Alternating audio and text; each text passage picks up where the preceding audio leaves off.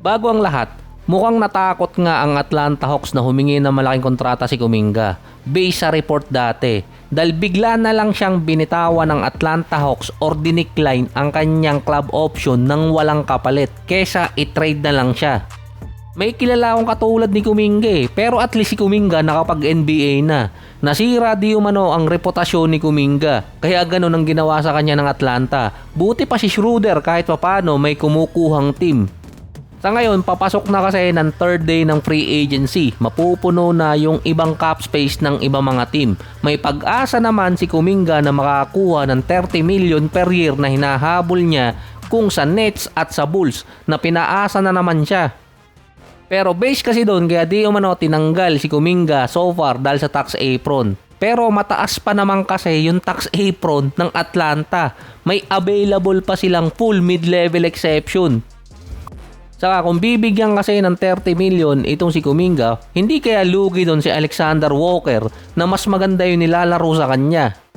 Ang player kasing tanging nakuha ngayon ng Atlanta ay itong si CJ McCollum, binalik nila. May report din na pwede ding ibalik ng Atlanta Hawks itong si Kuminga. Pinag-iisipan din ng Lakers na kunin si Kuminga, yun nga lang kung papayag na bumaba ang kontrata. May natitira pa kasing 11 million sa cap space at 9.4 million sa mid-level exception after na mga signing nila.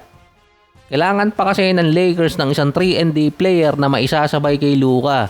At mukhang pinaasa din itong si Kuminga ng Sacramento Kings dahil bago siya talaga i-decline ng Atlanta Hawks, ang report doon, ang Sacramento ang unang team na hahabol sa kanya para bigyan ng 30 million per year. Dahil naghahabol pa rin si Kuminga ng ganong kontrata, matindi na yan. Parang katulad lang din si Kuminga ng mga ini-interview ko ngayon sa trabaho Fresh grad, 40k or 50k agad ang asking price. Pero hindi naman fresh grad si Kuminga, mukhang nananaginip lang ng gising. Nung isang araw pa, after i-decline ng Atlanta Hawks yung option niya, may report pa doon na para di umanong nahihiya itong si Kuminga na bumalik ng Golden State kasi yun ang isa sa best option niya so far. Ang Miami naman naghahanap pa rin ng pwedeng maisama dito kay Giannis. So far, hindi pa kasi nila nakukuha si Chris Middleton na isa sa mga free agent. Si Middleton kasi yung isa sa mga player na gustong makasama ulit ni Giannis. Meron pa kasing pending trade ang Miami at Milwaukee Bucks. May until July 7 or 6 pa sila depende sa time zone. Nalilito na rin ako. Dahil dun pa lang pwedeng mag-execute ang trade ni Giannis or officially mag-take effect yung trade niya. So far, wala pang team sa ngayon ang sumisingit sa Miami Heat at sa Milwaukee Bucks. Baka sa mismong deadline na. Pwede pa kasing sumali yung ibang team sa trade na nangyari sa pagitan ng dalawang team. Pwedeng ma-pick up ng third team yung ibang player na kasama sa trade at yung Bucks naman at Miami makakuha din ng either player or kaya draft picks. So far, wala pa kasing gustong pumikap dito kay Tyler Hero na ibinabandera ng Milwaukee Bucks na iti-trade nila. May total na 12 players ngayon ng Miami. Si Fontecchio, Hardaway, Giannis at Tito Bobby ang 4 signee. Based naman sa Miami Herald at dito kay Barry Jackson, nakipag-discuss na ang Miami kay Middleton, Anthony Simon at dito kay Bradley Beal na pwede mag-sign sa team. Iniintay na lang kung sino ang papayag na sumali. Kahit si Mike Conley kasama na rin dun Kulang din kasi sa point guard ng Miami ngayon. Meron silang Davion Mitchell na last season may average na 9 points, 2 rebounds, 5 assists, 1 steal, 49 and 39%. Decent numbers naman yan. Bukod sa kanya, wala nang decent point guard na matitira sa Miami after ng trade. Ang kailangan pa naman ni Giannis yung mala Derek White or Holiday na point guard ngayon. At least si Pat Riley nakuha na niya ang matagal niyang pangarap. Si Giannis ang uting kong gaupo. Antetokounmpo. Kaya din kasama si Bradley Beal sa posible makuha ng Miami kaso si Beal shooting guard talaga yon. Base pa sa Miami din, marami kasing option ang pwede makuha sa mid-level exception. Andun pa si Cam Thomas kung gugustuhin pa ba ni Giannis na kasama yon. Pati si Clarkson, Aaron Holiday, Tyus Jones at kahit si Russell Westbrook nasa radar din ng Miami Heat na posible makuha nila bilang backup point guard. Limited na rin kasi ang cap space at tax space ng Miami.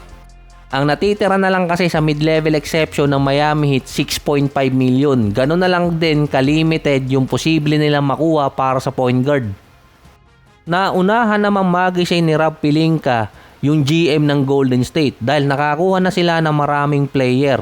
Ito namang Golden State ngayon, nakapagbalik naman sila ng isang player sa kanilang lineup. Nakakalimutan ko lang yung pangalan. Si Militon ata yun. Based sa report, hindi naman sa tulog si Don Levy, nag-iintay siya di umano kay LeBron.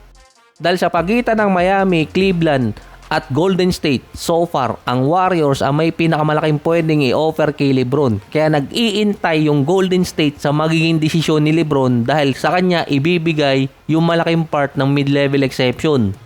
Sumali na rin ang Philadelphia na merong 15 million or kaya 9 million na pwedeng ibigay kay LeBron. Meron pang sapat na tax apron ang Sixers so far after ng trade dito kay Jaylen Brown at kay Paul George. Pwedeng ma-assign si LeBron either sa dalawang kontrata, depende sa pipiliin niya.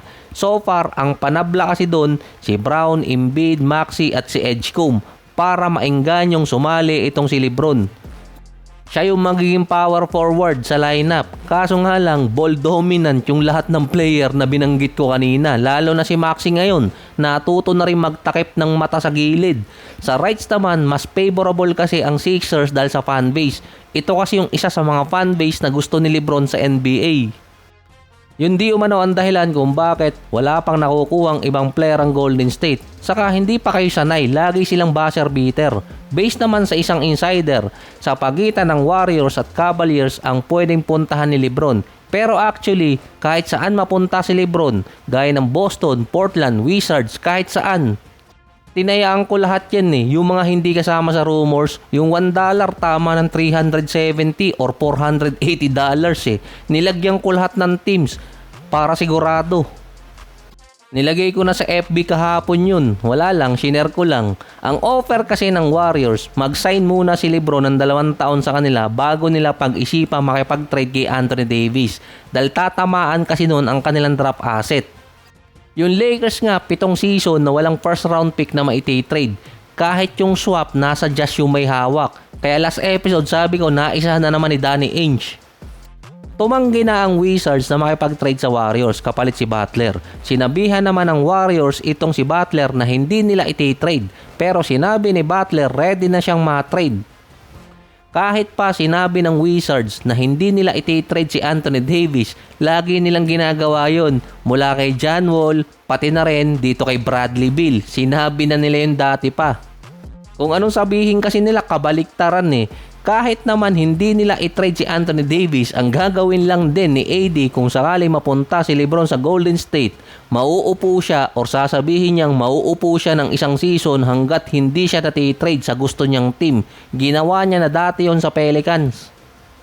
At isa pa, lagi namang sanay si Anthony Davis na maupo halos buong season dahil lagi niyang injured. So hindi ko alam kung paano tatapusin ang episode na to, kaya ganito na lang, bigla na lang mawawala.